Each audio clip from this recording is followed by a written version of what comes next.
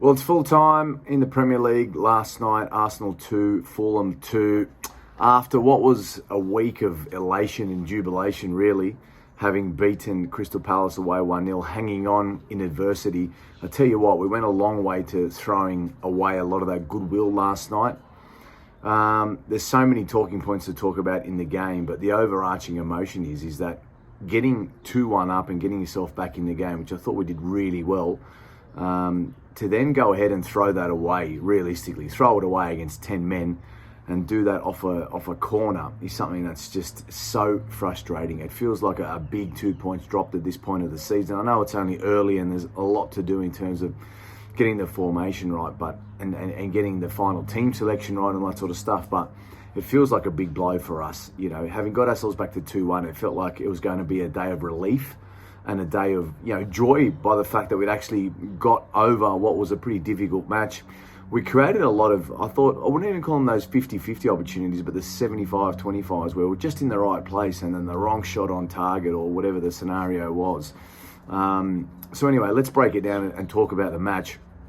Number one, the biggest thing for me is the team selection at the moment. I don't understand what he's doing, Mikel Arteta. I am not a Premier League coach either, so I don't want to pretend that I know the ins and outs of exactly what it means to pick a Premier League starting 11 week on week, but I cannot understand some of the team selections and the fact that we are in a position where we have players out of position. It's just, I think there's an element of us all out there as Arsenal fans that we can see what it means to have a team that is out of position and a team that is not, completely set up the way it should be with players in their right positions. Now, for me, I'm not sure about Kivior at left back just yet. He seems like more of a centre half. He certainly didn't maraud down the left-hand side and provide that overlap that we saw when Zinchenko came on. So I don't think he's a natural left back. When we look at Saliba and Ben White, I think they're okay as centre halves, but why would you not bring on Gabriel or have Gabriel in there? Because I've always called for Gabriel over the last couple of years and said that he's not quite up to it. But the last year when he had Saliba next to him was a whole different ballgame. When he's had Saliba next to him, he's been so much better. So that was a partnership that really thrived for me last year. Right back, Thomas Partey, I don't get it at all. I'm sorry, I just don't understand it. I think he's definitely got benefits in the way that he plays, and you see the way that when Zinchenko came on, he inverted that little bit, came in the middle, but he also provided that space down the right-hand side. We didn't see that. I still saw a lot of Ben White running down the right-hand side, providing that overlap for Saka, and I think Saka's a little bit uncertain without that protection.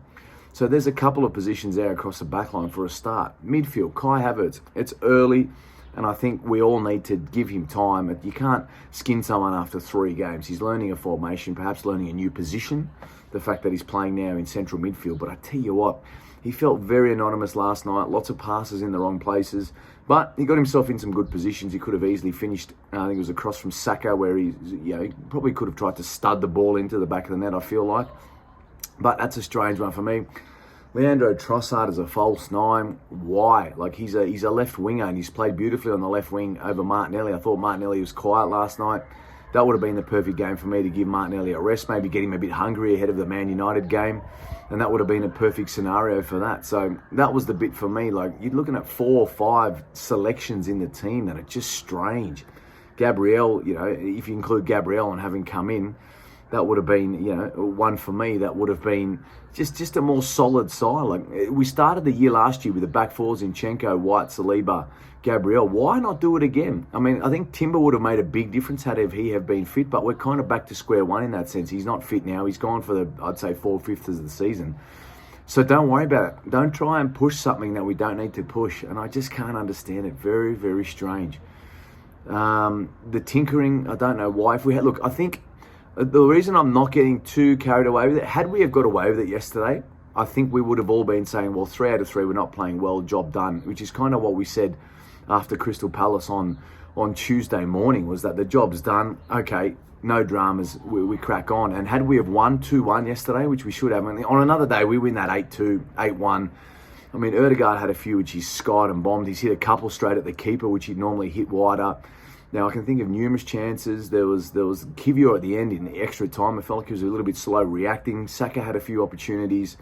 Martinelli had a couple of good saves. Leno was good yesterday. He sort of made the saves he had to make. But on another day, we'd probably blow Fulham away. But, you know, to just concede on a corner like that as well was so poor. So that was my big number 2. Defensively, like, attacking-wise, we've still got some work to do to bind it together, but it's not 100% in terms of its ability to be clear and neat moving forward, and that's the bit that concerns me. But defensively is where it's at, because we still scored two goals yesterday, and in that respect, what that meant was those 2 goals is that had we have defended properly, not made those silly errors at the start of the game, the silly error, off a corner, not picking him up. Saka, look, I love Saka to death. They looked like off the corner that he was almost doing a bit of this, like he was scared for the ball. So I don't understand why anyone just didn't go in and attack the ball. There was no one on the back post. Many lapses there, which for me just made it all very, very strange. So look, again, it's early. We're still unbeaten. We're 2 wins and a draw. City equal top. I think the league's going to be a lot tighter this year. There's a lot of teams that look very good. I think Fulham, are one of those that showed that they have, opportunities. They may lack a bit up front moving forward, but hey, the likes of West Ham, Brentford, Brighton got beaten last night. West Ham beat them. Tottenham look like they're with the Australian Ange, my compatriot, looking okay. So it could be a bit of a tighter leg this year, but I tell you what, 3 wins out of 3 would have been perfect, and I would have been quite confident going into Man United next week. But hey, they've just come off a come from behind victory. They'll be excited by that, and that's a massive game for us next week. I tell you what, that is an absolute must win for us going into the break after that with Everton to follow. So disappointing at the back. Defensively, we need to be more solid. Number 3, Fabio Vieira was brilliant yesterday. Came off the bench and changed the game. It's almost like he provided an extra layer of dynamism, and a bit more of an extra ball player in there to play off with Erdegaard. We saw that Zinchenko, as soon as he came on at left back as well, overlapping down that side, and it looked like it went to a back 3 after that with Kivior, White and Saliba. But we were set up then, and we looked good, and we turned the game around. I mean, those guys came on, and within 10 minutes, we turned the game around and we're 2-1 up, and we should have hung on against 10 to not just be able to hold the ball and possess the ball and get the ball over the line, we'll get the game over the line, should I say, like we did against Nottingham Forest. That's just so disappointing. They're the disappointing parts. But anyway, we move on.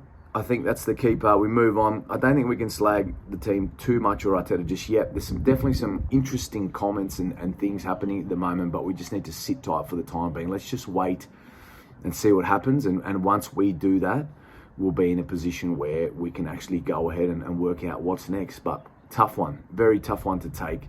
After the big win against Palace, feeling so crucial, this one also felt crucial to drop points like that. Don't forget, if you're going to win the Premier League, realistically, you've only got about 10 drop games in you. I think City dropped 11 last year, but 2 of those were the last 2 after they'd won the league with 12 straight. So you've got to be, we're going to have sterner tests as well. You can't be dropping games like that at home. You kind of only got, against what we'd say a mid-table team, you've only got 1 of those left, really. Let's be honest, you've got 1 of those left. 1 more drop game against a mid to lower table club. You've only got 1 of those left in you for the rest of the season if you're going to win the Premier League. So it's a tough ask now because we've got a lot of big teams coming up. I mean, we've got United, City, Tottenham, Chelsea, all in the next 4 weeks. 3 of those at home, Chelsea away. The back end of the season is where we have a lot of the big teams. So very disappointing, but it's early. And the squad is reasonably fit as well. So look, it's a big week this week with ins and outs, transfer deadline day. Let's get that sorted and then we'll crack on after that. Anyway, we'll talk again tomorrow.